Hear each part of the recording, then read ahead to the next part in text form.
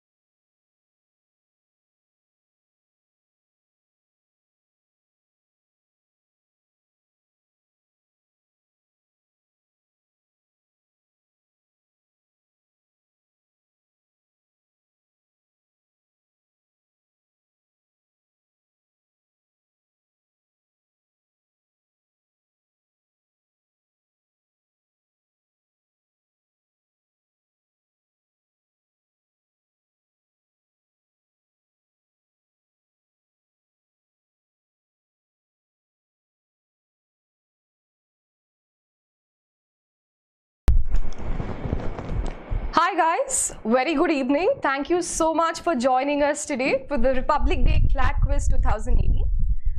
Before we go ahead, I just want to confirm if you can see and hear me. Please confirm if you can. So I'm waiting for your comments in the comments section in the TalentSprint dashboard.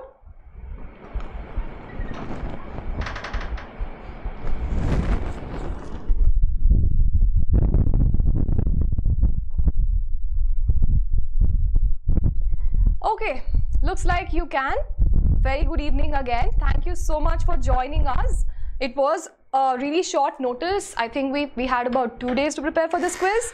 So considering that, I see that all of you have a lot of interest. You've expressed a lot of interest in this particular quiz, and based on the performance of this particular quiz and your interest in this quiz, we are planning to continue these kind of events. So everyone can hear me? Great.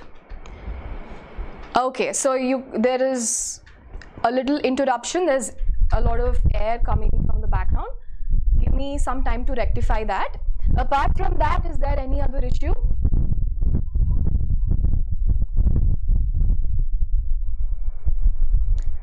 Okay, disturbance in voice. Okay, there's no issue, is it? Okay, I think it should be fine now.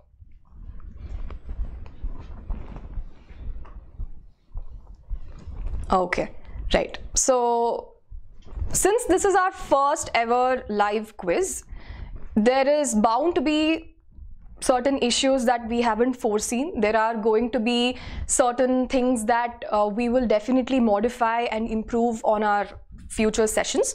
So please, I just request you to bear with us for this particular event.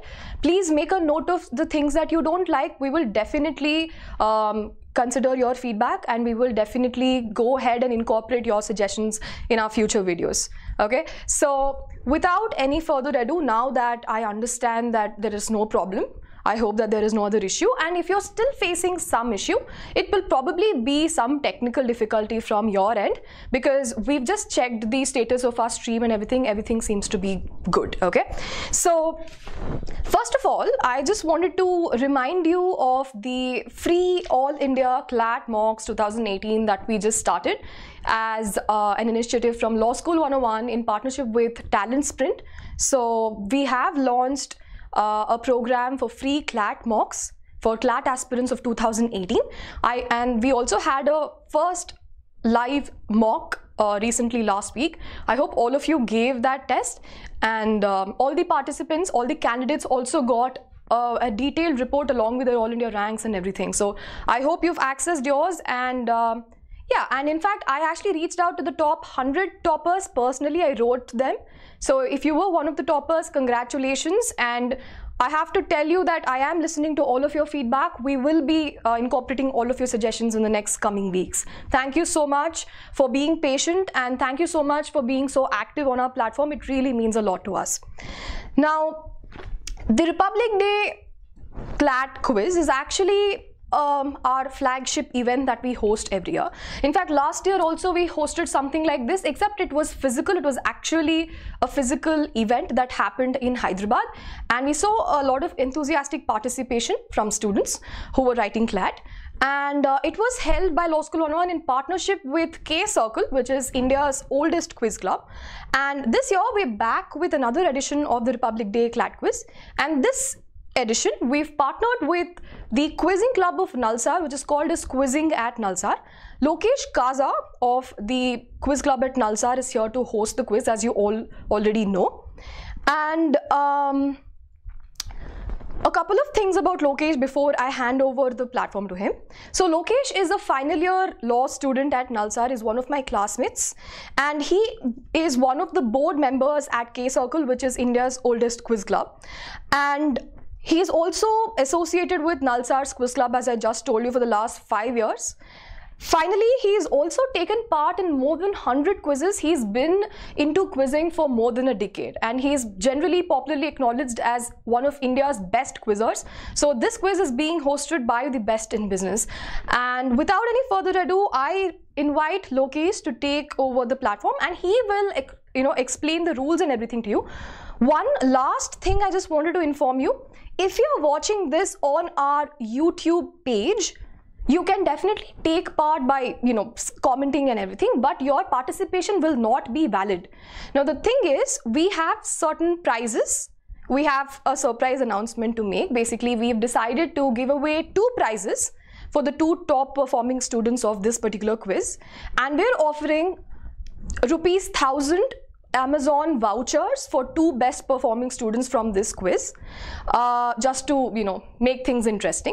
Now, how do you get the prize? Lokesh will explain in detail, but I'm just telling you that if you participate by typing your answers on YouTube, you will not be considered. If you want your participation to be valid, you have to participate in on our TalentSprint portal only. So if you're typing your messages on TalentSprint already and you can see the chat in the TalentSprint board, great, you're at the right place. Just keep continuing. If you have any questions, I already made a video just before this saying how to participate in the Republic Day CLAT Quiz 2018. You can take a look at that for any questions. Okay, so if you have any questions, please shoot right now. And without any further ado, I hand over the platform to Lokesh Kaza from NALSAR.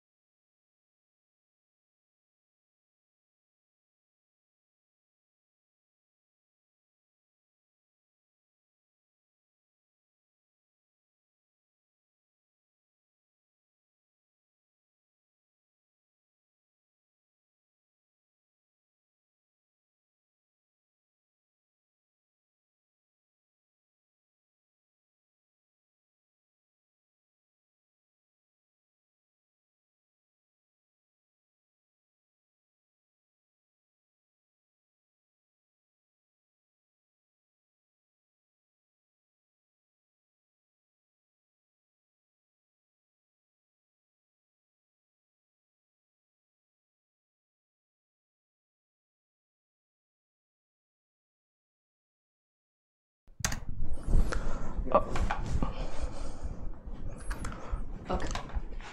Hi everyone, this is Lokesh here. As Vanilla was saying, I'm a 5th year student at NALSAR. Thanks to Law School 101 and TalentSprint for calling me in to host this rather unique event. We at K-Circle had hosted the first edition of this quiz last year, and since we gathered that there was a lot of interest in this quiz from across the country, we decided to host this online portal for the first time. As you can see, so what we're doing today is that, so we've got around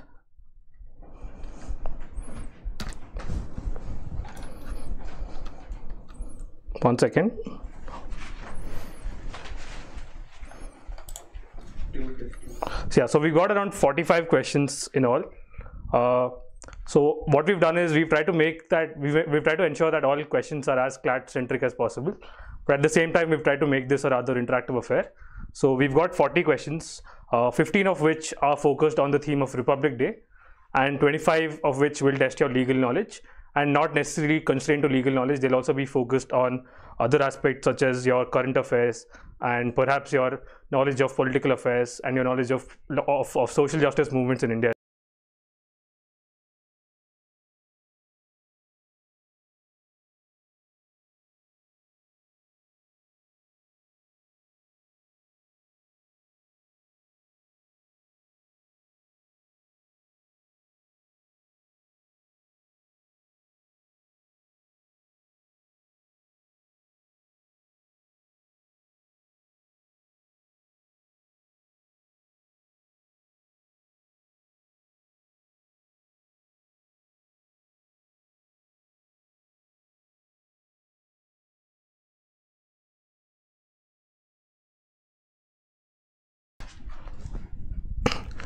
Oh yeah, sorry.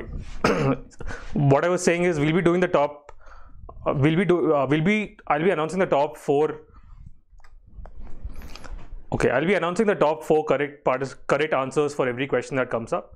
After which we'll just take a tab at the end. We'll take a break after 15 questions are done, and after 40 questions are done, we'll look at who the top 2 participants are throughout the quiz.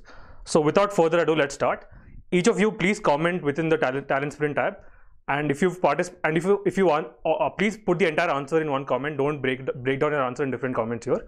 So for the first 15 questions are centered around Republic Day, and they'll have a fair bit of current affairs as well. So first question coming up. Again, so we put on the rules here again. As we were saying, not the fastest 3, we'll be taking the fastest 4 answers into consideration. I'll be calling out the answers after each and every question is done. And So yeah, as the person with the top 2 with the most number of correct answers at the end of the quiz will be eligible for prizes, as Vanilla was saying. And as always, the quizmaster's decision is final, so please don't take any disputes on that. Let's move to question number 1 coming up on your screen now. So the Republic Day in India honors the date on which the Constitution of India first came into force. Which year did this first happen in? Please comment within your Talent Sprint tab here. Fairly straightforward, something that you can expect in your CLAT exam.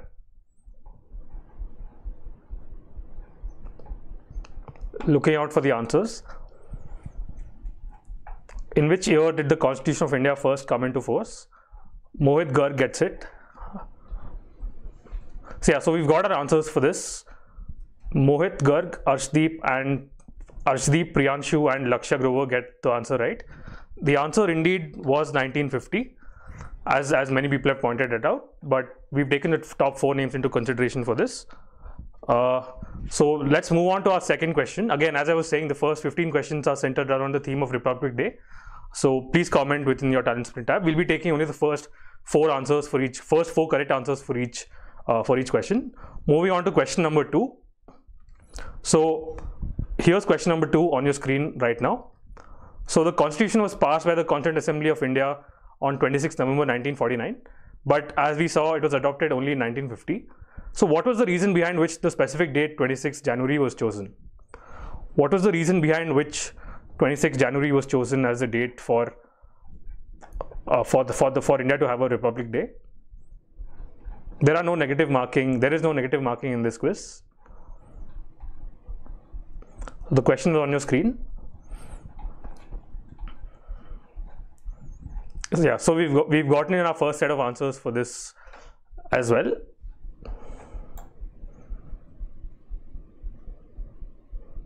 Let's just take a second to see how the people have fared here.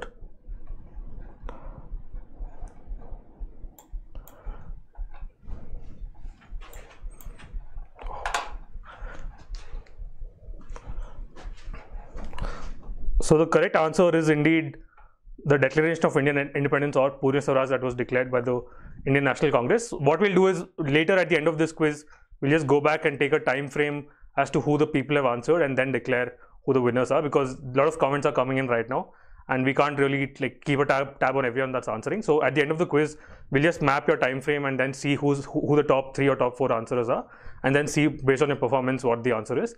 And when you're commenting, please make sure that you're putting in the entire answer. As you can see, there's a lot more to this answer than just the words that you've typed on screen are. So we've done with 2 questions. As I was saying, we'll announce, now we'll not announce the top 4 after the end of every question. We'll just wait for all 15 questions to be done first, and then we'll have like a 5-10 minute break. We'll announce the top consistent winners for that, and then we'll do the top 25, then we'll do the next 25 questions. Question number 3 coming up on your screen right now. Easy one. Who was the chairman of the drafting committee that was appointed to draft a permanent constitution for India?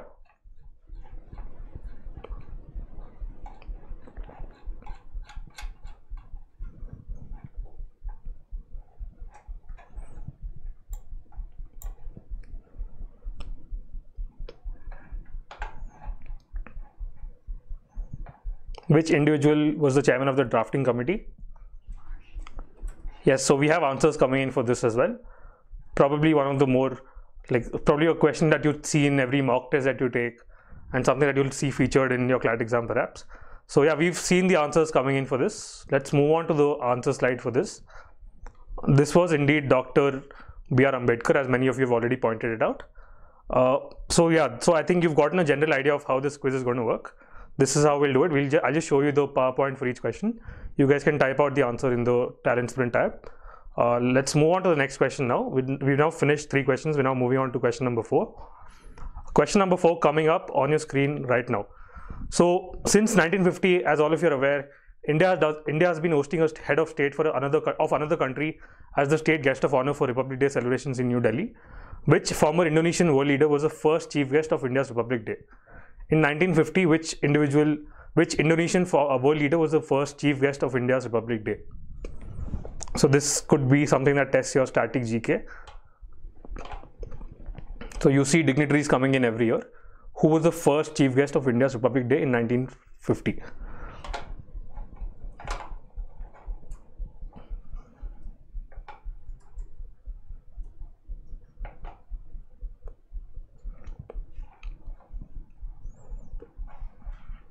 Yeah, we're seeing answers coming in for this quite quickly as well.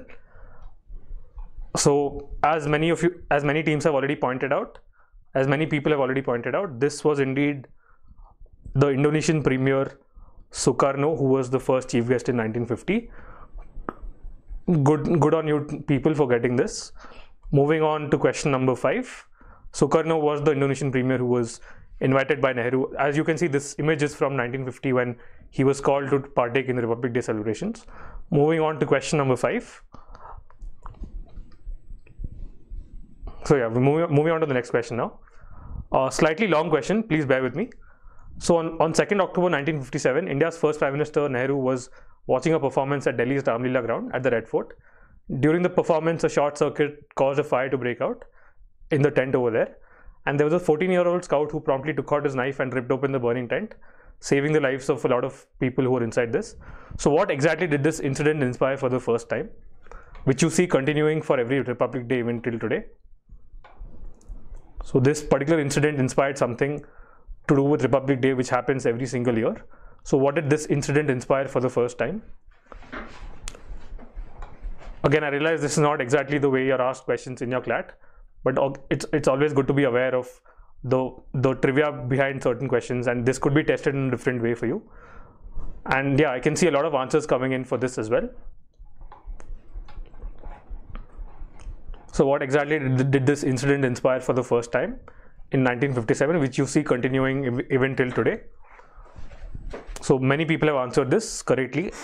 So we'll give out the answer now. This is indeed the National Bravery Awards. He was the first person to be awarded the National Bravery Awards, and you see this today being awarded in different categories, and children are called every year. You can see a photo here. So people are called every year. They're made to sit on elephants. They're taken through the parade and then given awards after or before the parade is done. Let's move on to the next question. We've seen a lot of correct answers here. People have answered National Bravery Awards. The awards are named after different individuals, but if you've given bravery awards, that's enough for the answer. Moving on to the next question. Question number 6 coming up on your screen right now. So there's a ceremony that denotes the end of Republic Day festivities in India, and it is conducted on the evening of 29 January, the 3rd day after Republic Day every year. So the bands of the 3 wings of the military, which are the Army, the Navy and the Air Force, come together and perform at this ceremony. So just tell me what this ceremony is called. This is question number 6.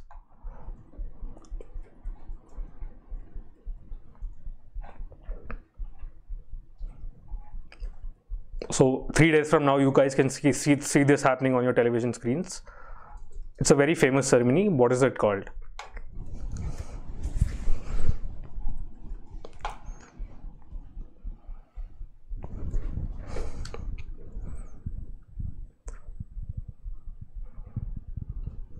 Many correct answers coming in for this.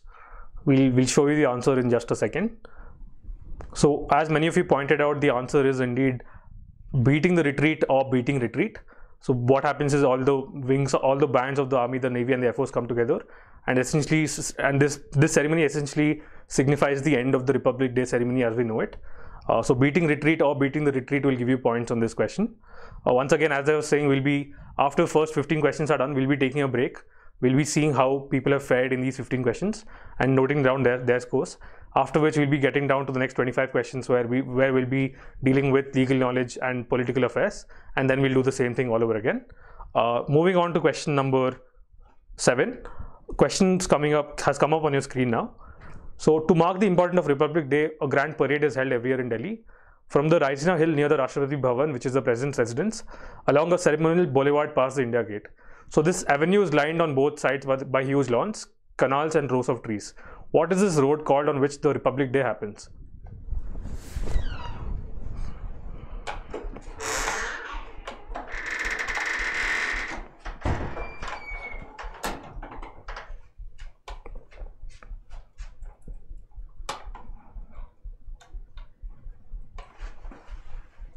So on what road does this particular Republic Day parade happen every year? Again, a lot of answers coming in for this as well. Don't worry guys, this quiz is not fixed as some of you commenters are saying. So yes, many people getting this answer right as well. The answer is indeed Rajpath, where the parade happens every year. A fairly simple one on that. Let's move to the next question. Question number 8 coming up on your screen in a minute. Yeah. So prior to the commencement of the parade every year, the Prime Minister lays a floral wreath at a memorial to unknown soldiers at the India Gate, which is at one end of Rajpath, which is followed by 2 minutes silence in the memory of the unknown soldiers. What is the name of this memorial?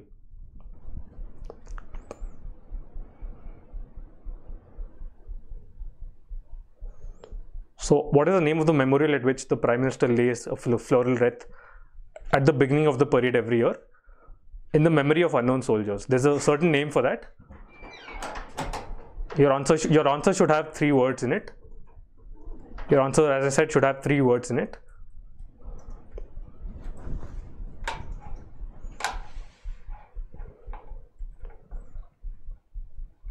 In English, it's often called the Tomb of the Unknown Soldier, which you see in different countries.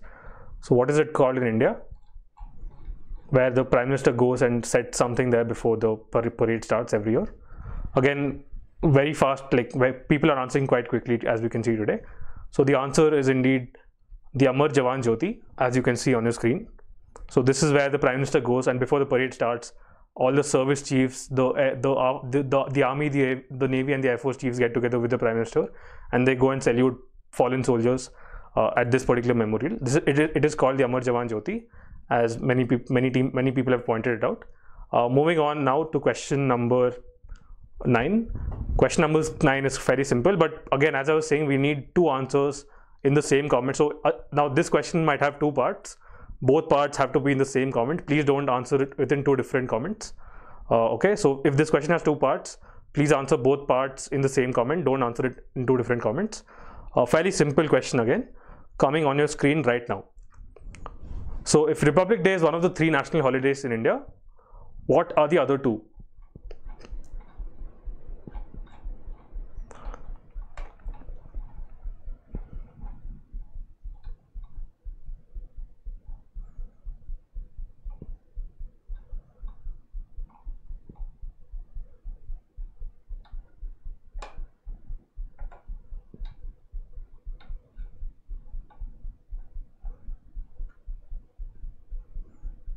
So what are the other 2 holidays that we have in India? Don't give the dates, just tell us, yeah, what the other 2 holidays are. A date wouldn't be considered a holiday unless it's known for something. So what commemorates the other 2 national holidays in India apart from Republic Day?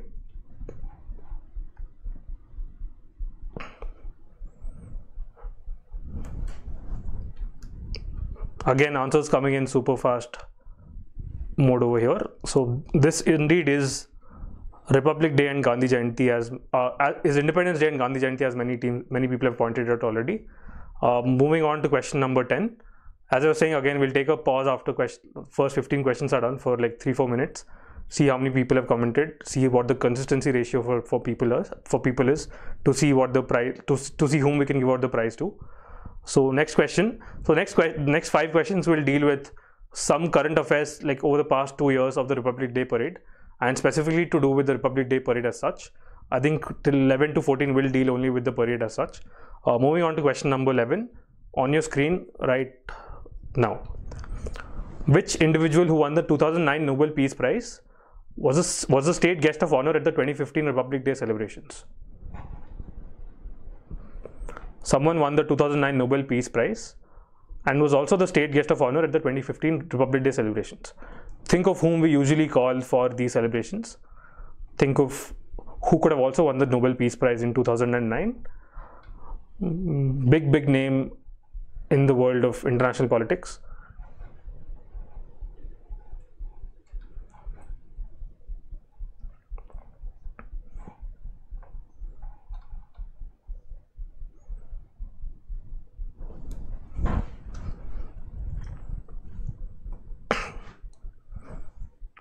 Correct answers from many people commenting on the screen. This indeed is Barack Obama, who was then the President of the United States and was also given the Nobel Peace Prize at the beginning of his first term.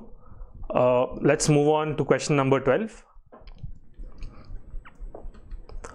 So in today's Republic Day parade, you saw an all-women bikers team which was seen performing stunts and acrobatics on their Royal Enfield motorbikes. So it's apparently the first time that women bikers were part of the Republic Day parade, and this particular contingent was called Seema Bhavani. So India has 5 Central Armed Police Forces. To which particular Central Armed Police Force did the Seema Bhavani represent? Think of what Seema Bhavani means in Hindi and tell me which of the Central Armed Police Forces in India they represented today.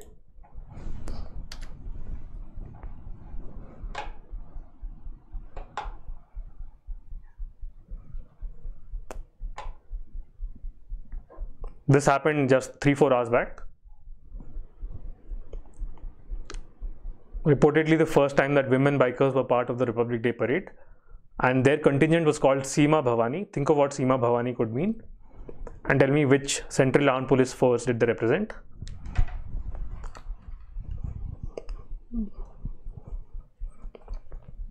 Once again, a lot of correct answers coming in. This indeed was the Border Security Force, and I think this was from their preparation ahead of today.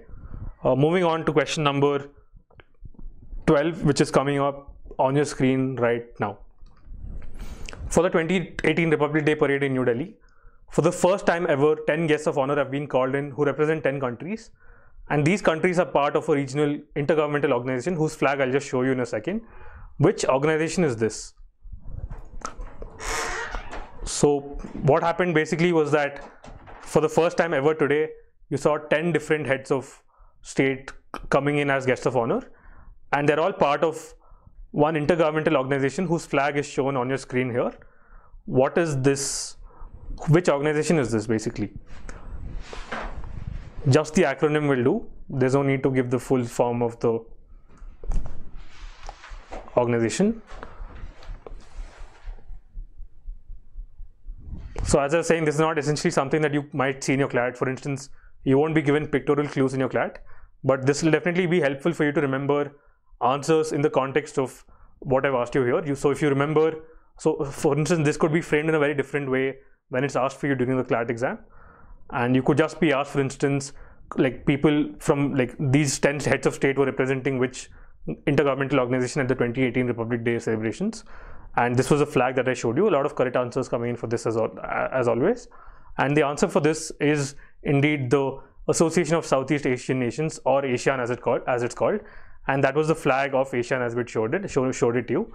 For the first time ever at 2018, you had 10 different heads of state coming in. You had like a 100-foot stage created for this.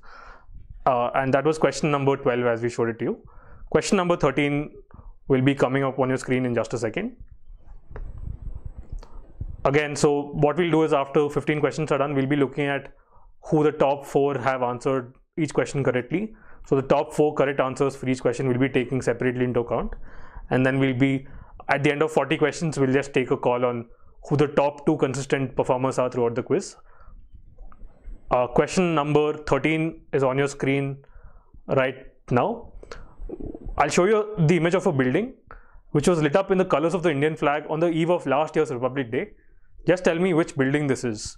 What building is this which was lit up in the colors of the Indian flag on the eve of last year's Republic Day? This is the building here that you can see on your computers. Tell me what building this is which was lit up in the colors of the Indian flag last year. Very famous building.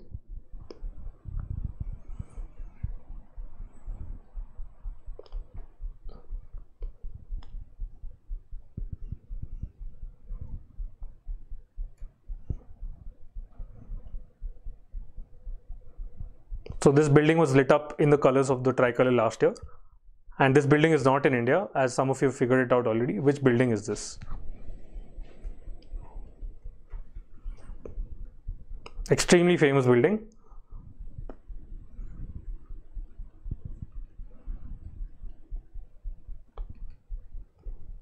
Okay, answer coming up. Many people have gotten this right. This is indeed the Burj Khalifa, which is the tallest building in the world, and was lit up in the colors of the Indian tricolor last year. Last 2 questions before we take like a 3 or 4 minute break. Question number 14 coming up on your screen right now. Fairly long question. So the Indian Army maintains a file on each one that is part of the force. So they maintain a career profile based on performance during operations, and these files also help determine the age of retirement. At the age of 8, they're sent for a refresher course after every 6 months, and they're trained again. And they're given jobs like explosive detection, mine detection, tracking, guarding, etc. Who are these specialists who made an appearance at last year's Republic Day parade after a gap of 26 years? I need you to tell me who these specialists are. There's no image for this. So some particular contingent made like an appearance at last year's Republic Day parade after a gap of 26 years. So who exactly are these specialists who made an appearance at last year's Republic Day after 26 years? And the given jobs like explosive detection, mine detection, tracking, guarding, etc. Think of who could be given these tasks, and see the fact that at the age of 8 they're sent for a refresher course. We haven't seen any correct answers coming in for this as yet. First correct answer we just saw coming up. Look at the fact that they were only sent for training at the age of 8. And again, this made headlines last year because of the fact that it was all organized quite well, and this particular specialist contingent actually was kind of obedient and doing the parade rather well. So yeah, we've seen 3 or 4 answers coming in. Not too many correct answers on this as compared to the previous questions.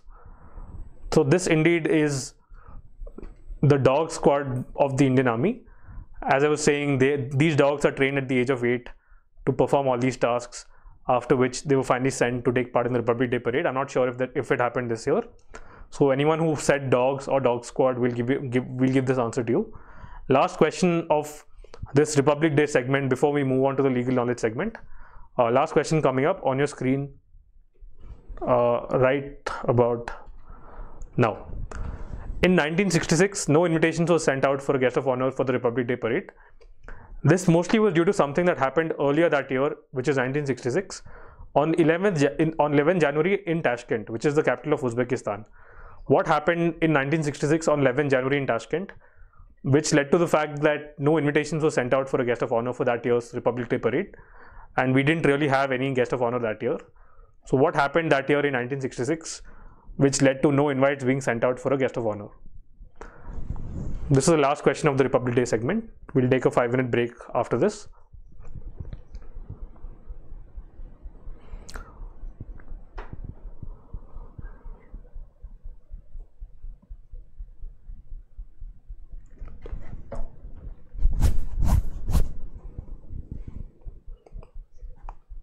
January 11th, 1966, something happened owing to which no invites could be sent out, and we didn't have a guest of honor that year. What happened that year is the question. So yeah, a lot of correct answers coming in for this. This was indeed the death of Lal Bahadur Shastri, who was then India's Prime Minister. Owing to his death, at the time of mourning that India was in, we decided not to send out or like tone down the level of ceremonial affairs that we had during the Republic Day parade. So that is the answer to question number 15, which is death of Prime Minister Lal Bahadur Shastri or death of Lal Bahadur Shastri. We'll now take a 5-minute break and get back to you with the legal knowledge section of the next quiz. Please keep waiting for us. Thank you. Hope you enjoyed the first segment.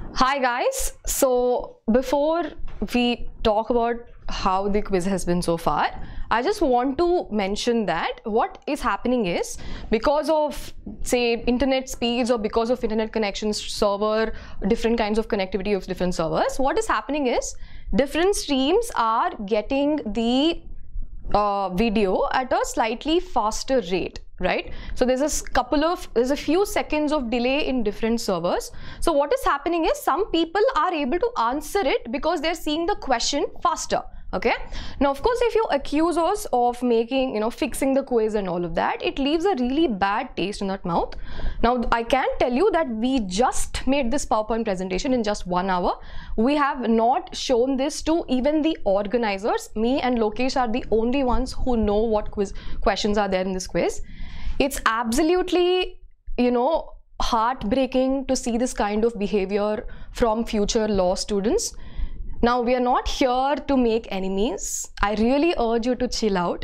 We will do our best. Like I told you, of course, there are going to be glitches. Of course, there are going to be issues that we will go ahead and rectify in the next few sessions. Of course, now that we know that this is happening, we will try to improve and we'll try to see that everybody has the same kind of questions on their screen.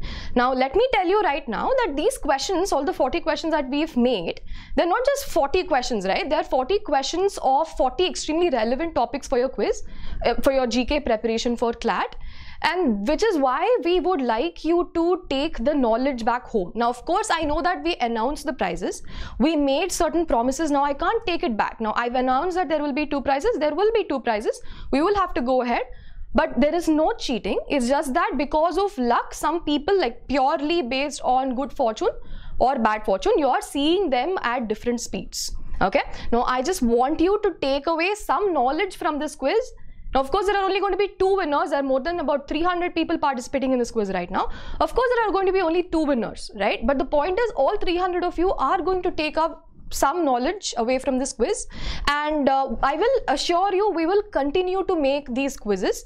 But if this kind of ugly behavior continues from your side, I mean, I can see all of your account details here. I will personally talk to you. I can see your name, your ID. I will talk to you in person. You can tell me what the problem is.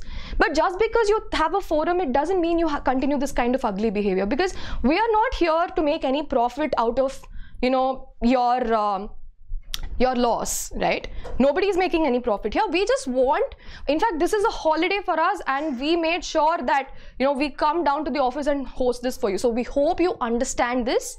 We hope that you take away some knowledge from this quiz and you respect me and Lokesh's time for doing this. That's all that we ask. Please do not continue this kind of ugly behavior. It leaves a really bad taste in our mouth.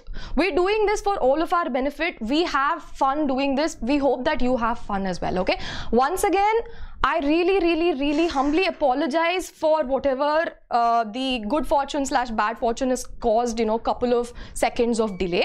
I assure you, the quiz is not fixed. Just think about it, guys. If it's just a matter of distributing Amazon vouchers, we can give it to the toppers of the mock exam, right? It's just to incentivize your participation.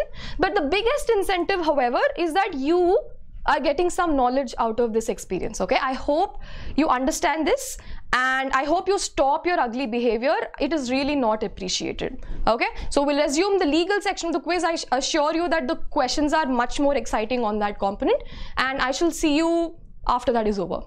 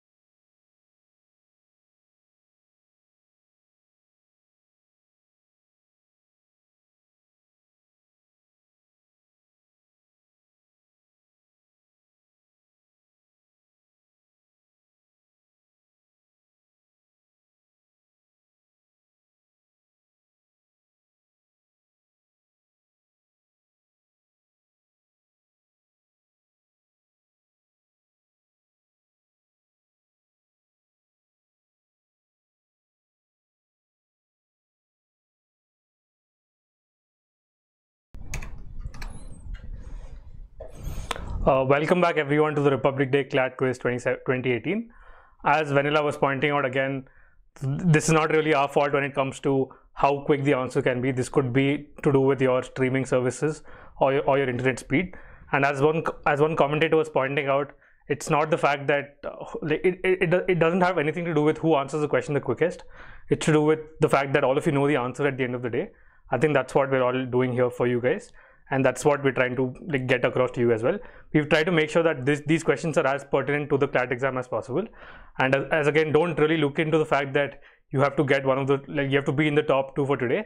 As long as you remember these 40 questions and the answers, more importantly at the end of the day, I think that like, considering that this is a law prep exam, like this is all centered towards your law prep for you guys to take the exam in May this year or maybe next year. I think the fact that you have to remember the answers at the end of the day is what matters here, more than how fast you're answering the questions. So what we've done is, next section we've looked at questions 16 to 40. We've mostly centered around legal knowledge and other related streams. So this would be something that you most probably would have seen in your mock exams or will see in your mock exams from now onwards. So we'll be doing this the same way from now onwards, but please don't really look into the fact as to who answered the question the first and accuse us of having fixed it or something of that sort. So only I made this quiz like 2 hours back. As Vanilla was saying, only I and Vanilla have seen the quiz. So let's move on to question number 16 without any further ado. So again, yeah, so these questions deal only with your legal knowledge, and as I was saying, any legal affairs close to legal knowledge. So these are things that we consider. So these are answers which we think every law aspirant should know of, and these could possibly feature in your CLAT exam. So question number 16 coming up on your screen right now. So Prem Bihari Narayan Raizada was born in 1901 in a family of traditional calligraphists. Later in his life, Nehru approached him with a proposal and asked him how much he would charge for a particular job. And Raizada replied, "Not a single penny. By the grace of God, I have all the things and I'm quite happy with my life." So the task itself took 6 months to complete. What particular job was this which Nehru entrusted him to do with? And he said he wouldn't take a single penny for that. And this is an image of the individual in the question. What task did he do which took him 6 months, for which he didn't take a single penny? Look at the fact that his family was dealing with traditional calligraphy, and think of what India would have needed during the time of independence. And you can see a part of the answer within the image here. If you look at the image quite closely, you can see that he's drawing something. What exactly is he trying to pen down here?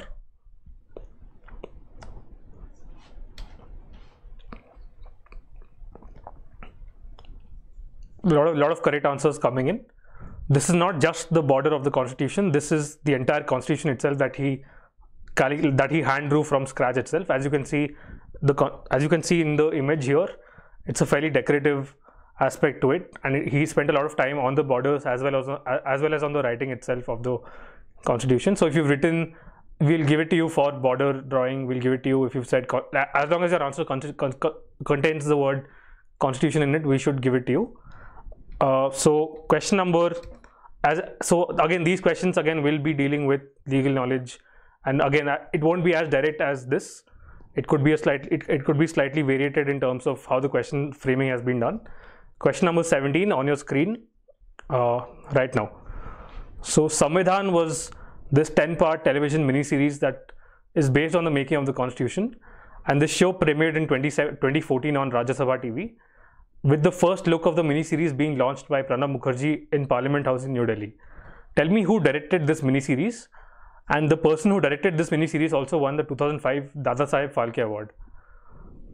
A very critically acclaimed show called Samvidhan, which focuses on the making of the Constitution of India. So if you watch it, you'll see Constitutional Assembly debates taking place, and actors have been given the drafts of the Constitution, like the Constitutional Assembly, the drafts from 1949 and 1950, and all of them have paid a lot of attention to detail as to how this particular speeches are being done in the show itself. So who directed Samvidhan, which premiered in 2014 on Rajya Sabha TV? very, very critically acclaimed director who also won the 2005 Dadasaheb Phalke Award. And has also won a bunch of national film awards, at least 8 or 9 in number of national film awards. The correct answer for this, as many commenters have pointed out, is indeed Shyam Benegal, who directed Samvidhan. Question number, so we're now done with 17 questions. Let's move on to question number 18. Question number 18 coming up on your screen right now. So once Tagore received the news of something, he tried to arrange a protest meeting in Calcutta, after which he finally decided to renounce his British knighthood as a symbolic act of protest. In a letter dated 30th May 1919 and addressed to Lord Chelmsford, he wrote, "I wish to stand shorn of all special distinctions by the side of my countrymen who for their so-called insignificance are liable to suffer degradation not fit for human beings."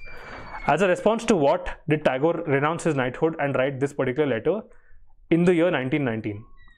Think of things that happened in the year 1919 which were very momentous, which led to Tagore renouncing his knighthood and writing this letter to the Viceroy, saying that he couldn't have the knighthood any longer owing to the fact that Indians were suffering degradation which wasn't fit for human beings at all.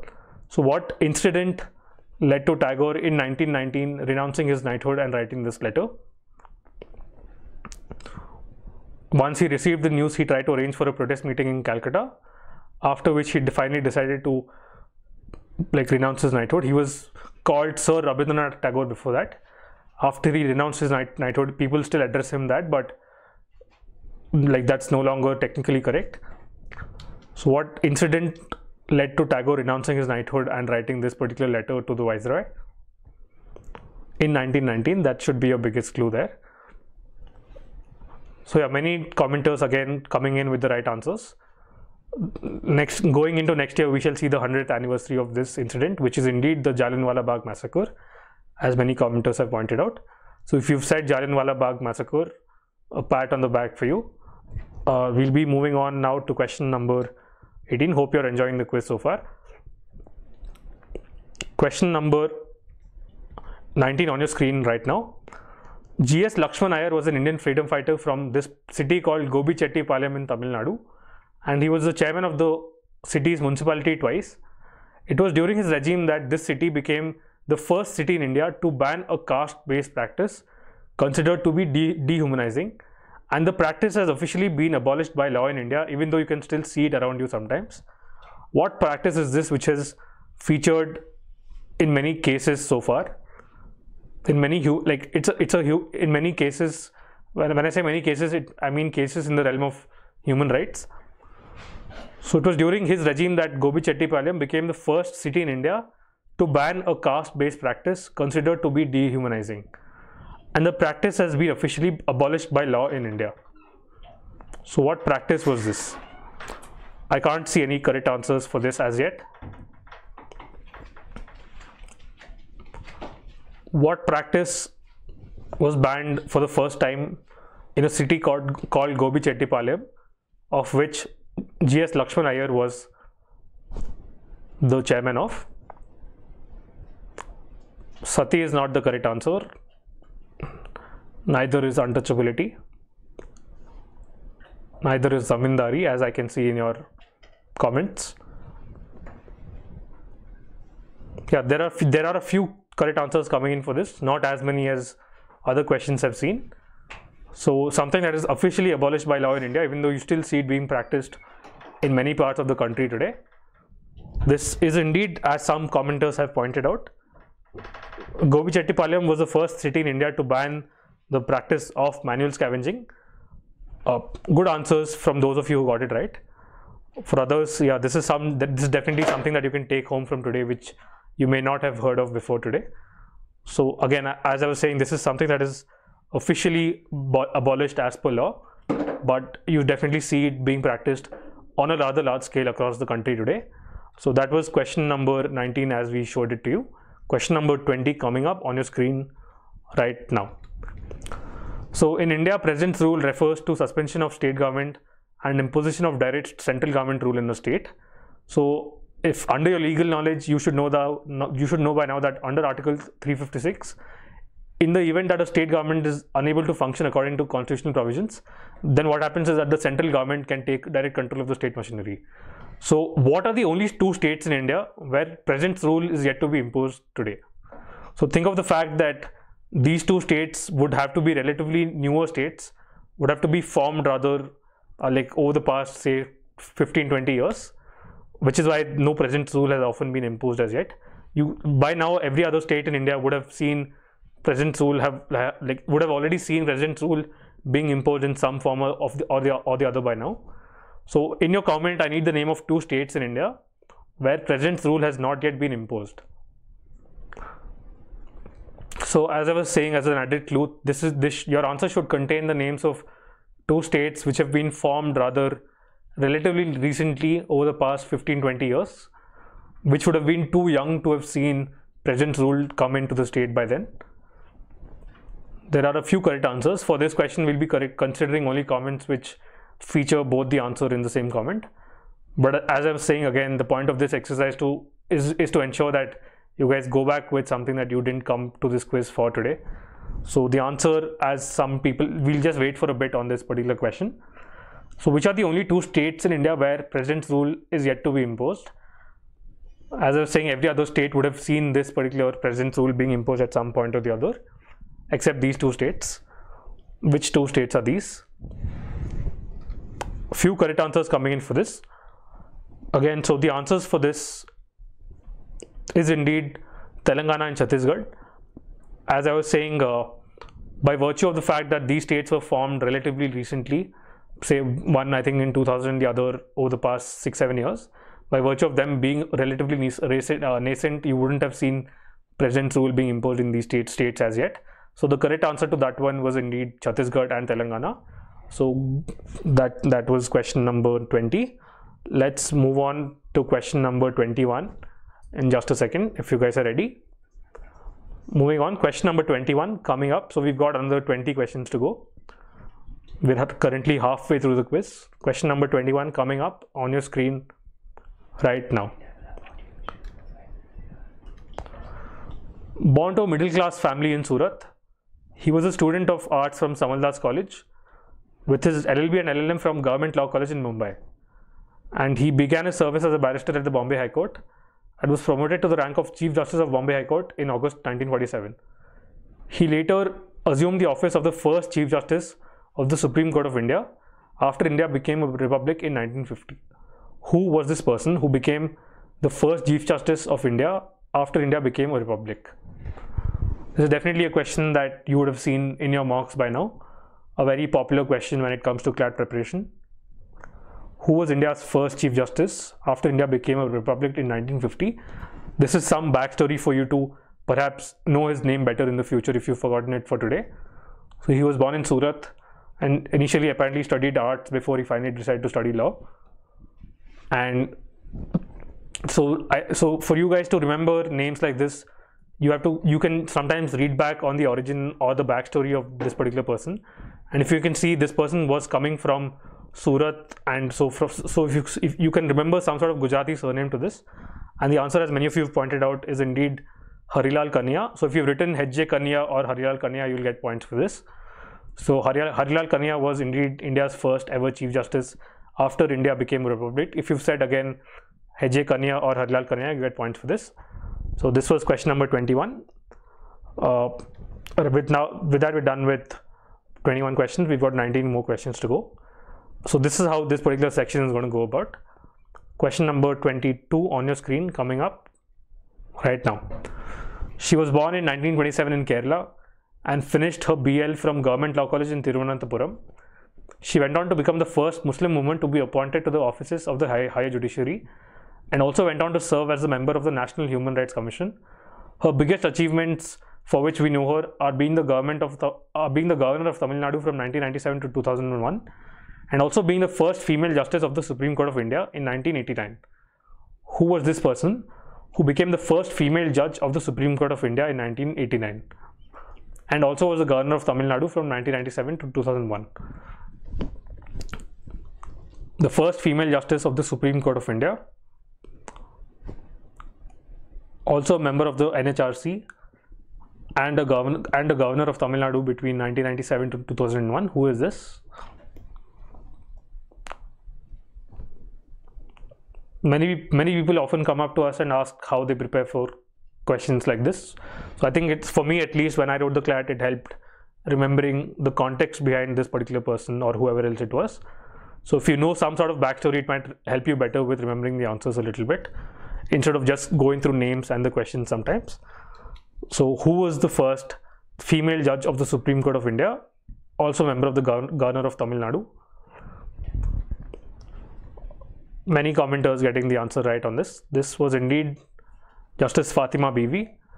So if you said Justice Fatima Bibi or Fatima Bibi, you get points on this.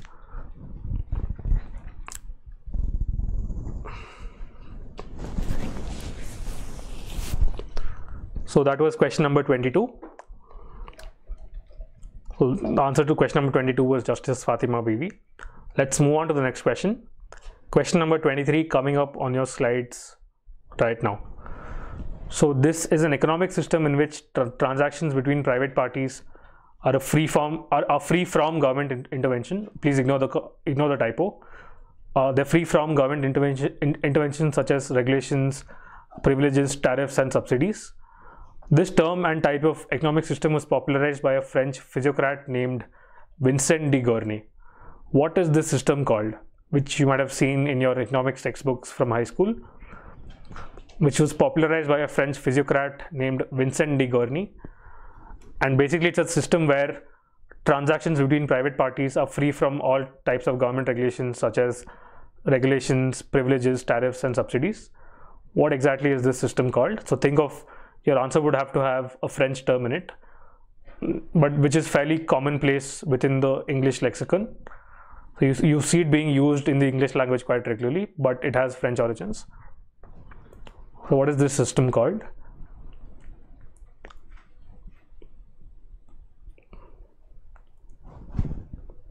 Quite a few correct answers coming in for this.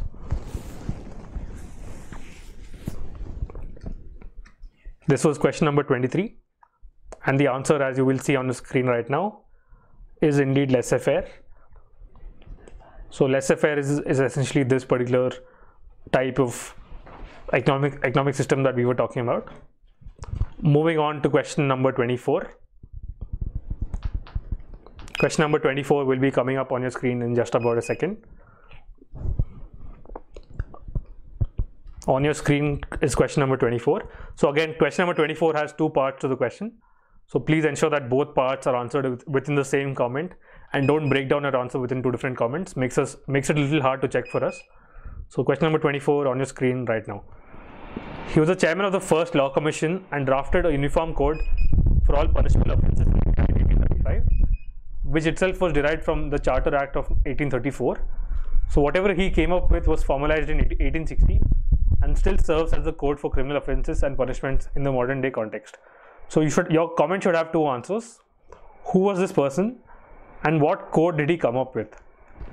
A code that was formalized in 1860 and still serves as the code for criminal offences and punishments in the modern day context. I see that a lot of commenters are copying previous comments into the answers, even though they're not right. So this Englishman, he was not an Indian, he was an Englishman who first drafted a uniform code for all punishable offences in India in 1835. But the code was only formalized in 1860 and still serves as a code for criminal offences in India today. Again, so your answer should have two parts: the name of this person and either the acronym or the full title of this particular code.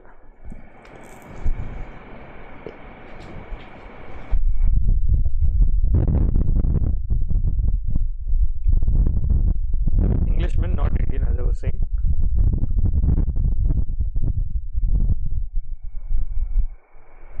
Chairman of the first law commission, obviously before independence. And the code formalized in 1860. So if you've read some sort of legal knowledge, if you've read some textbooks by now dealing with criminal law in India, you would have known that this code exists. Moving on to the answer. The answer to this is indeed, as some of you have pointed out, the answer is Lord Macaulay or Thomas Macaulay or Thomas Babington Macaulay, and the Indian Penal Code of 1960. So if your answer has Lord Macaulay and the Indian Penal Code, you get points for this. So that was question number 24 as you saw it on your screen. We'll be moving to question number 25 in just about a second from now.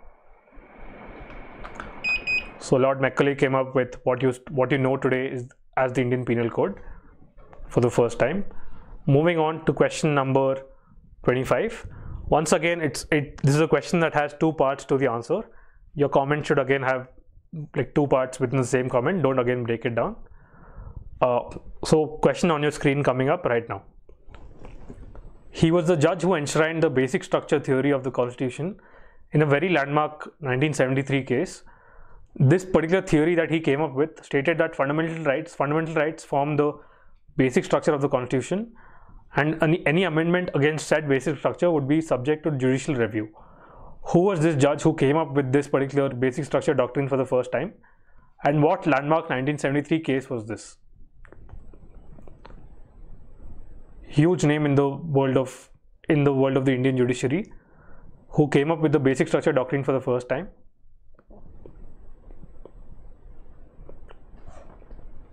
So again, your answer should have both parts: the name of this judge who came up with the doctrine, and the landmark and the case itself. This judge was also popular a few years from that time, so he came up in the news again in 1977 in a totally different context. But in 1973, he came up with the basic structure doctrine in a 1973 case. So who was this judge? Tell me the name of this judge and the name of the case itself.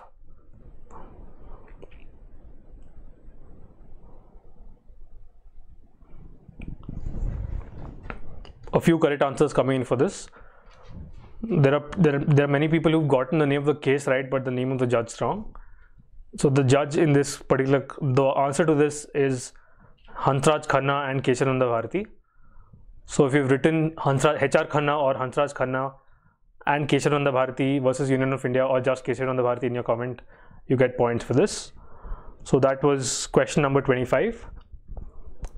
So once again, the point of this exercise, as I keep mentioning, is not like, this is not exactly made for you to, like, this is not exactly asked you in a way that the CLAT paper would ask you, but it's definitely important because it gives you context as to who this person was and what he did.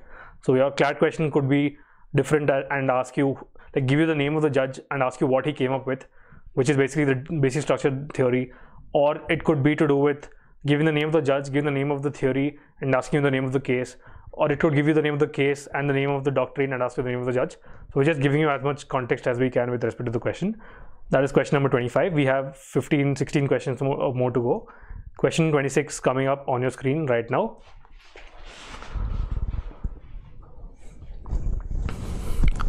So this legal luminary hailed from a family whose ancestors could be traced back to Hyderabad. So this person's surname was based on the trade carried on by his family's ancestors, who were in the business of making and fixing palanquins. While horse-driven carriages made the palanquins redundant, the surname that this person's family was given stuck. And the person's father migrated to Bombay and set up a laundry business, where this person was born after that. Extremely famous in the context of the Indian legal system. You can either give me his surname or his full name. So the etymological origins of this particular person's family or his ancestry basically means palanquin in the colloquial tongue. So think of what palanquin would mean in Hindi, and that would give you the answer to the question here. A lot of answers coming in for this. So not many people know that. Again, if you enter law school, once you enter law school, you'll read a lot more about this man. Extremely famous in the context of the Indian legal system, as I was saying. So the answer to this could have been worked out from the question itself. Palanquin in Hindi means palki, and this was indeed Nani Palkhiwala. So anyone who gives me his full name or just gives me Nani Palkhiwala or just Palkhiwala, that will do for points. So Palki, as I was saying, translates to Palkhiwala, from which he gets his name from. So next question coming up on your screen. So we're done with 26 questions. Next question, question number 27 coming up on your screen right now. Very simple question. So this is a building called the Peace Palace that you can see on your screen. So the principal judicial organ of the UN is housed in this building and settles legal disputes between member states and gives advisory opinions to authorized UN organs and specialized agencies. Which institution is this which is housed in this building called the Peace Palace? So the building is called the Peace Palace. It has 3-4 different entities housed within the building itself. Which primary judicial organization or organ of the UN is housed in this building, which is located in The Hague?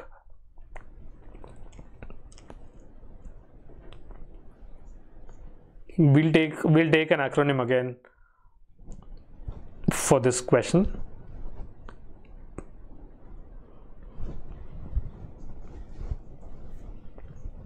Which institution is this? Located in a building called the Peace Palace in The Hague, which is the principal judicial organ of the United States.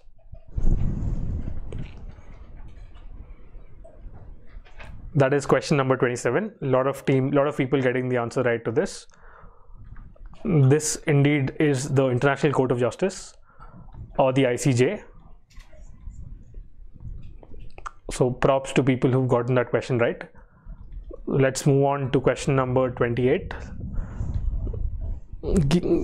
Question number 28 will be coming up on your screen just about now. Question number 28. Here it is. This person was an independence activist, the president of the Central Legislative Assembly, and later the first speaker of the Lok Sabha. Who was this person? Once again, a very popular question when it comes to CLAT preparation, which you see in different mock exams. The first speaker of the Lok Sabha, which is the lower house of the Indian Parliament.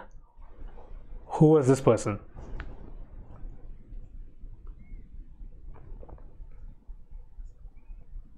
NALSA 1986 is in no way related to the question that we have in front of you. Once again, please don't copy out comments from before and answer them. Yeah, also the president of the Central Legislative Assembly before India became independent, and later on the first speaker of the Lok Sabha. Who was this person?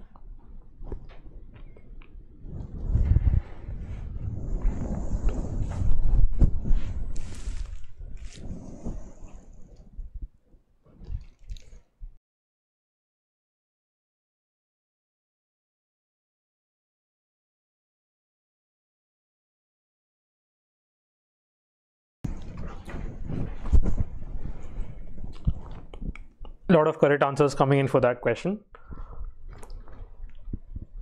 The answer to that question, who the first speaker of the Lok Sabha was, is Ganesh Vasudev Mavlankar, or G.V. Mavlankar. Congratulations to the people who answered this. That was question number 28. Question number 29 will be coming up on your screens in a moment.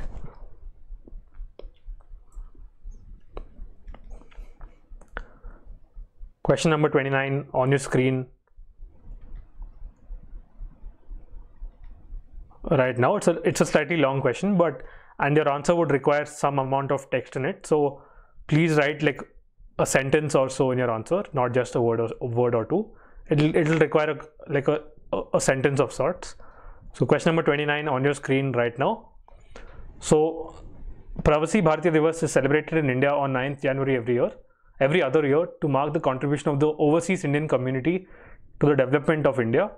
Established in 2003, a celebratory event is organized between 7th and 9th January every year in an Indian city, where a forum for issues concerning the Indian diaspora is organized and the Pravasi Bharatiya Samman Awards are given.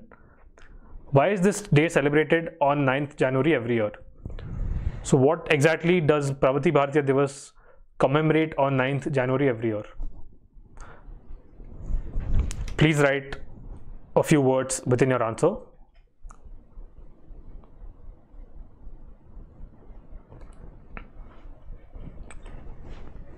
So you might be seeing in your CLAT prep every year that you have something called the Pravasi Bharatiya Samman Awards, which are basically given to people who have some sort of Indian ancestry or who were born in India but now do some work abroad. So they are called back for giving work to they call back to give like for these certain awards which commemorate whatever they've done after they left India in their new countries. So these awards are part of something called the Pravasi Bharatiya Divas, which is celebrated on January 9th every year. Why exactly is this celebrated on 9th January?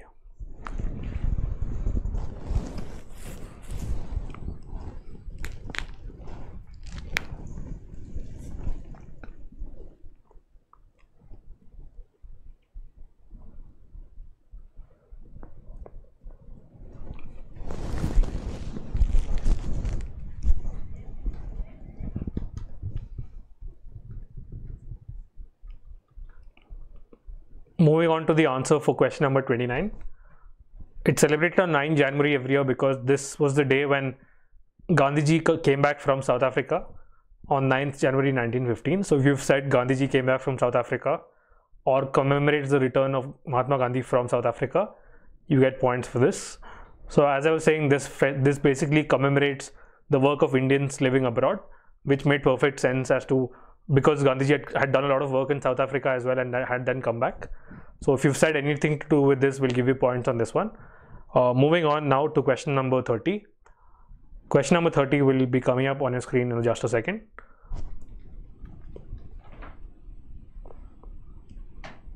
Question number 30 on your screen right now.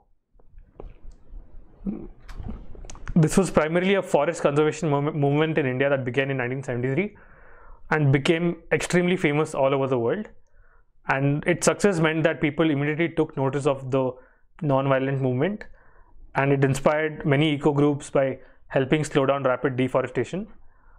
And it stirred up the existing civil society in India, which began to address the issues of tribal and marginalized people.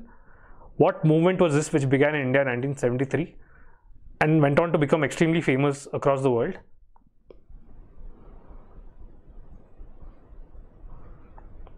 And it was also called an eco-feminist movement because there were a lot of women participants within the movement itself.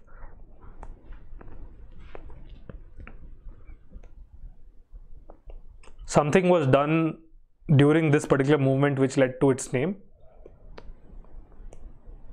So what was this movement called?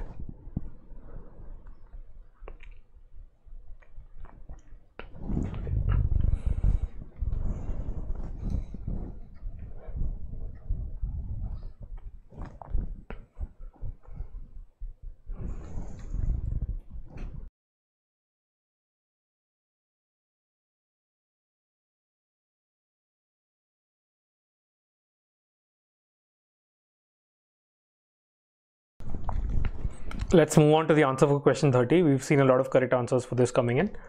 So as I was saying, the name of like whatever happened within the movement led to the name of the movement itself. So a lot of people went around and started hugging trees, which basically was Chipko, and then the Chipko movement was born. So if you've written Chipko or Chipko movement, you get points. And these are images from the Chipko movement that started in 1973. Let's move on now to question number 31, which will be coming up on your screen in just a second. We've seen we've seen very good participation for this quiz. So I think Manila will tell you about how you can give your feedback as to how this session has gone about for you guys at the end of it, and you guys can tell her if you want more of these sessions to happen for you. Let's move on to question number 31. Question number 31 on your screen right now. A fairly long question. Please read the question carefully. In 1992, a press release was published by the President's Secretariat to confer the Bharat Ratna on a particular person, and the decision came up with much criticism, and the PIL was filed in the Calcutta High Court to take the award back. The petitioner basically said that the award cannot be conferred posthumously as the government had not officially accepted this person's death on 18th August 1945, many decades back. So a few years after this petition was launched, the Supreme Court declared that the press release that they came up with had to be treated as cancelled. And this remains the only time in India when the award was announced for the first time, when the Bharat Ratna was announced for the first time, but not conferred to the person itself. Who is the person in question? whose death the government had not officially accepted on 18th August 1945, but later announced a Bharat Ratna in his name, which eventually had to be revoked.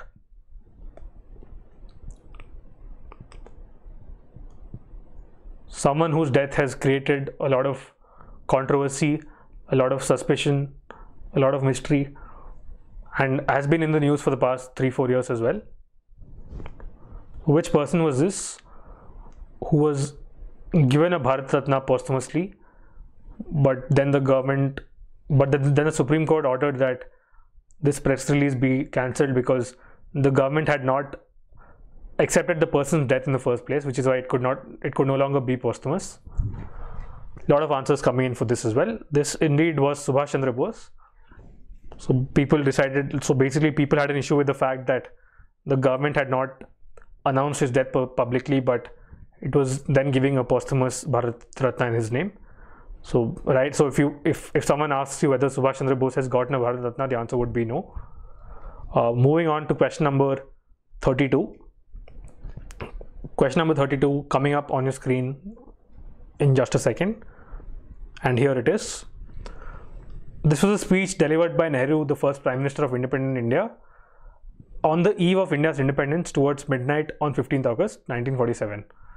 So this particular speech focuses on the aspects that transcend India's history and is considered to be one of the greatest speeches of the 20th century, and to be a landmark oration that captures the essence of the triumphant culmination of the largely non-violent Indian independence struggle against the British Empire in India. What is the 3-word title of this speech? 3 words should be there in your answer for this question. So, and these are 3 words that Nehru used in his speech when he gave it on 15th August in 1947. There should be 3 words in your answer. His first sentence when he gave the speech contained these 3 words, and later very popularly people started referring to the speech using these 3 words whenever they could. If you read Midnight Children, for instance, you will see that this particular speech has some sort of a reference in that particular book as well. So 3 words in the first sentence which people know the speech popularly by. It's not Trust with Destiny. This is Tryst with Destiny, as many people have answered. Very, very famous speech, and there's a recording of this on YouTube if you guys can check it out. Extremely famous speech, and that was question number 32. With that, we've got 8 questions to wrap up this quiz. Hope you're enjoying. Question number 33 on your screen. How is Midnight Children? It's a good book. Tapan should go back and read it. Question number 33. It's a visual question, so you guys would have to wait for the image. So I'll show you the image first, and then I'll show you the question. And here is the image. So this is basically a tennis player who's won many titles in India, but we don't know her because of her tennis playing. We know her because, and the question comes up on your screen right now. She became a national junior tennis champion in 1966, and between 65 and 78 she won several titles at national and state level championships. She is currently the Lieutenant Governor of Pondicherry, or Puducherry as we know it today, and is also the first woman to join the Indian Police Service. So not many people know that this lady had a tennis background as well, the photos of which have been shown to you here. So these are images from her tennis playing days, and she had a fairly prolific junior tennis campaign going on, and is also the first woman to join the Indian Police Service, and is currently the Lieutenant Governor of Pondicherry or Puducherry.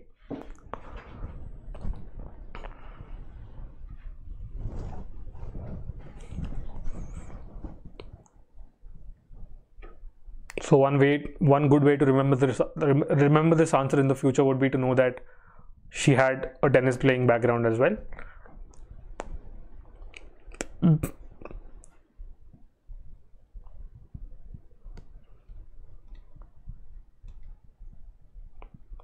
Let's close the question. Let's close the question with that. A lot of answers coming in for this. This was indeed Kiran Bedi, who was India's first woman police, the first woman in India to join the IPS, and also had a big tennis career behind her. So let's move on now. Last 7 questions coming up. Let's move on to the next question. So I need the name of a person for question number 34. Question number 34 on your screen right now. This person was awarded the Goldman Environmental Prize in 1996 for his continuous fight in Indian courts against pollution-causing industries, and also received the Ramon Magsaysay Award for Asia for Public Service in 1997. The Government of India awarded him the Padma Shri in 2016. He's very famous because his public interest environmental litigation cases have formed the foundation for the development of environmental jurisprudence in India. So if you go to law school, you'll definitely, if you're studying environmental law, you'll definitely hear of his name and hear of the cases that he's fought in. So who is this person who has fought continuously for Indian public against pollution causing industries, and his environmental litigation cases have found the body of work for a wide body of environmental jurisprudence in India? A very famous case in India again bears his name in the title. So who is this person? One of India's most famous environmental campaigners.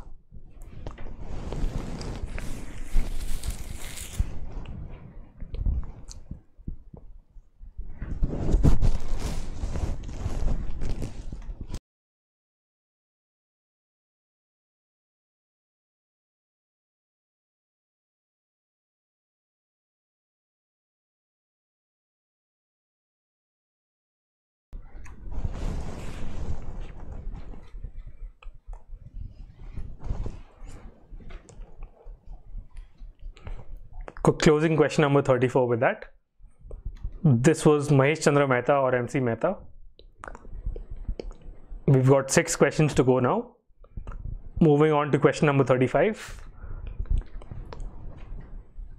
Again, a very popular CLAT question. For India's first woman chief minister, serving as the head of the UP government from 1963 to 1967, also the founder of the All India Mahila Congress established in 1940. Who is this person who was India's first woman chief minister, serving as the head of the UP government from 1963 to 1967? This is question number 35.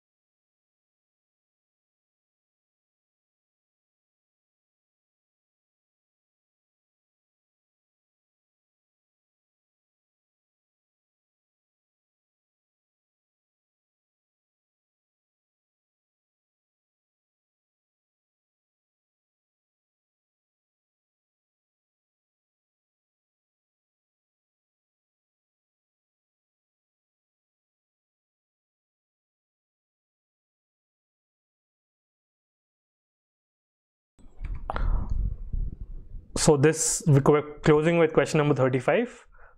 This was indeed Suchita Kriplani, who was India's first chief minister of a state. So the answer to question number 35 being Suchita Kriplani. Moving on to question number 36, which will be coming up on your screen in just a second.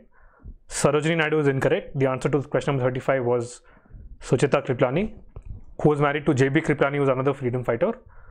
Question number 36 on your question coming up on your screen coming up right now. And this is question number 36. Born in Lucknow in 1930, post-marriage moved to London, and then wrote the London bar exam in 1958 and topped it, becoming the first woman to do so at the age of 27. Went on to practice law at the Patna High Court, was a member of the 15th Law Commission from 1997 to 2001, first woman Chief Justice of a High Court in India when she presided over the Himachal Pradesh High Court in the 1990s.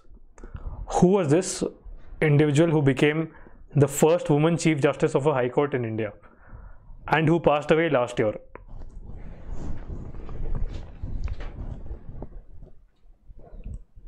The first woman Chief Justice of a High Court in India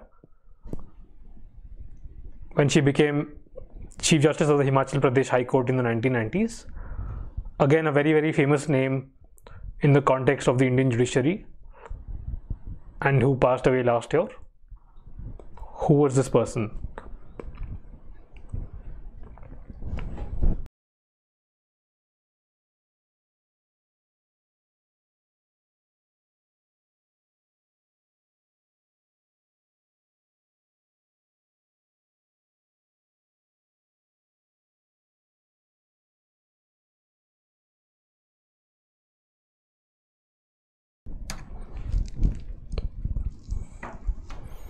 So closing this question, a lot of correct answers coming in for this. The answer to this was indeed Justice Leela Seth, who passed away last year. The first Chief Justice of a High Court in India. That was question number 36. Last 4 questions to go. And before we go to the last question, last 4 questions, let's just move on to the last 4 questions, after which we'll make a small announcement. Question number 37 coming up on your screen right now. And again, question number 37 again has 2 parts. Please ensure that your comment has both parts, as we've been doing throughout the quiz. So it should contain the name of a person, and you should also fill in the blanks that you see in the question itself. So question coming up on your screen right now. When he became the President of India, some of his students and friends requested him to allow them to celebrate his birthday. He replied, "Instead of celebrating my birthday, it would be my proud privilege if September 5th is observed as dash dash." Tell me, in your comment, tell me the name of this person and fill in the blanks. The name of a person and the blanks should be filled out in your comment. And the blank size is indicative of what the answer size will be. Very simple question considering what September 5th is.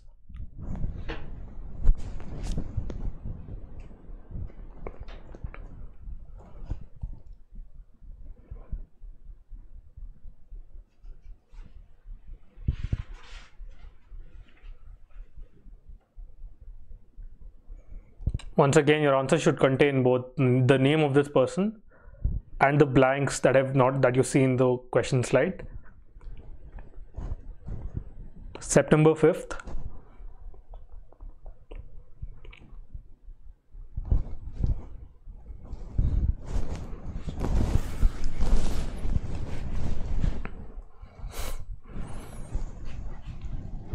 The answer is not Romeo Valentine's Day, as someone points it out in the comments.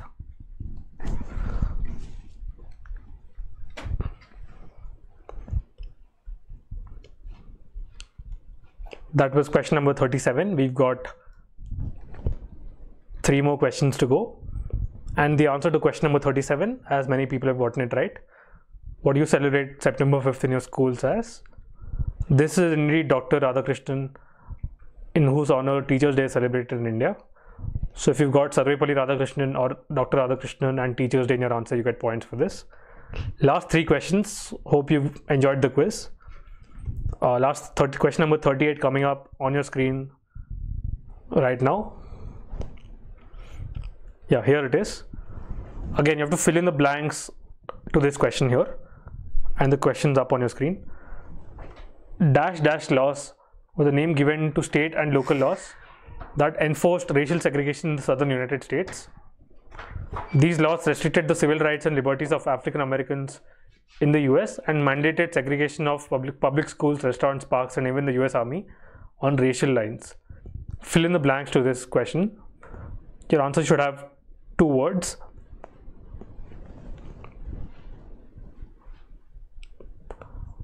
what were these laws given, like what is the name given to these laws which enforced racial segregation in the United States? Again, something that all CLAT aspirants should definitely know when they look to prepare towards the legal knowledge section for CLAT every year. It need not necessarily be Indian legal knowledge. So just fill in the blanks that you see on your question slide.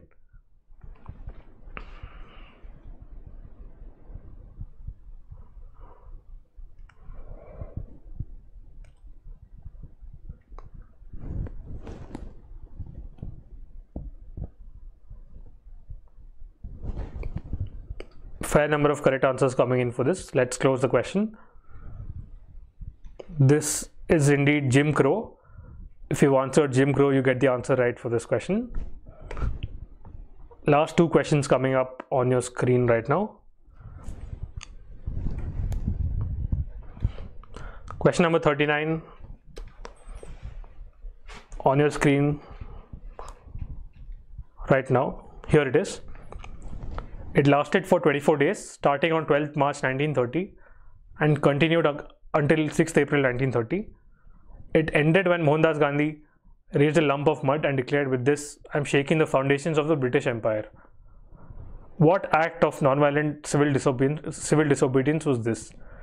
Something that lasted for 24 days in the year 1930.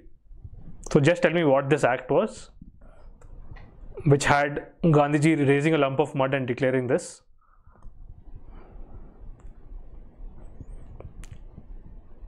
Started on 12th March 1930, continued until 6th April 1930. Ended when Gandhiji raised a lump of mud and declared, "With this, I'm shaking the foundations of the British Empire." Extremely famous in the context of Indian history. This is the penultimate question of the quiz. And we have a small announcement to make at the end of it.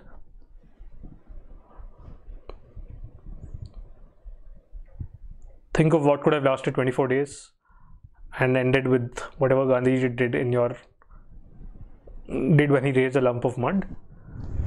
Many answers coming in for this. This was indeed Gandhiji's Dandi March, or the Salt March if you put it down in the comments. And that's how we ended. That's the statement which ended this particular 24-day march, which went on for many miles. Coming on, let's move on to the final question of the quiz. This was our first time, this was my first time being associated with Law School 101, trying to come up with an event of this magnitude, and we've had a fairly record participation in terms of the number of people who've commented. So thank you for taking your time out to take part. Hope you enjoyed the quiz. Let's hope to see if we can do this more frequently from now on. Vanilla will have a small announcement made to you guys after we take a couple of minutes after the 40th question is done. Let's move on to the final question of the quiz on your screen right now. So again, it should have two parts in your answer. This person is the 45th person to hold a certain post in India. So in your answer, tell me who he is and what post he currently occupies. And he's the 45th person to hold the post. Someone who keeps coming up in the newspapers every other day.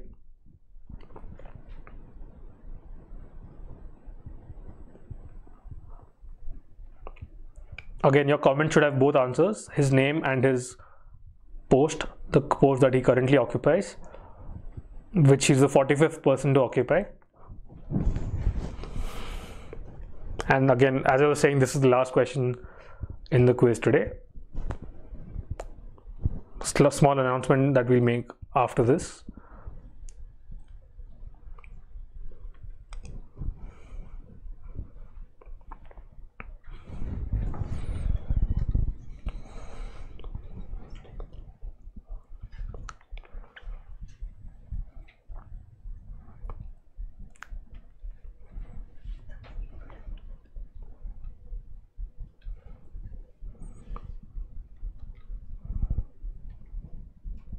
That is indeed Justice Deepak Mishra, who is the current Chief Justice of India.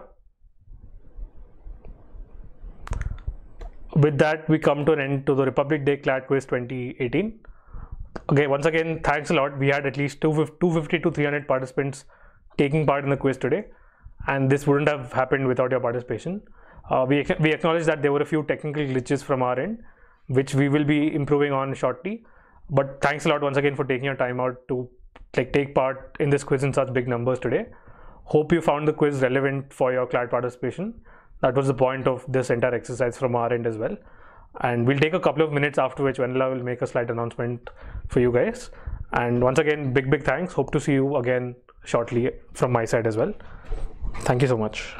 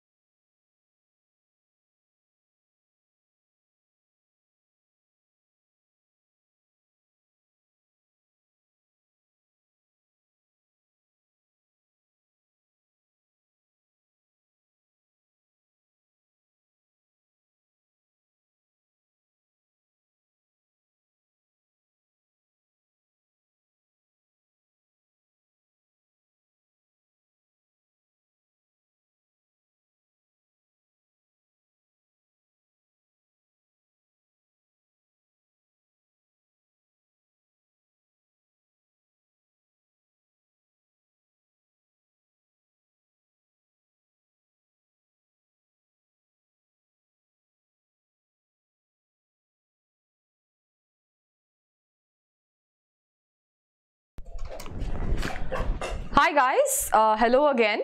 I really hope that you enjoyed the quiz. The quiz was of 40 questions, as you know, and the 40 questions were broken into Republic Day related questions, because this was a Republic Day quiz. And there were another 25 on legal GK, stuff that law aspirants need to know. And as you know, it's not just a very bland, MCQ format quiz as it is in your GK in CLAT and ALET. It was a more interesting quiz with, peppered with trivia around relevant topics that are extremely relevant for law aspirants. And we've done plenty of research, coming up with these kind of questions for our old quizzes as well. And we will continue to do that for our future quizzes as well. So what I would like to know from you is, of course, if you would like to continue these kind of events.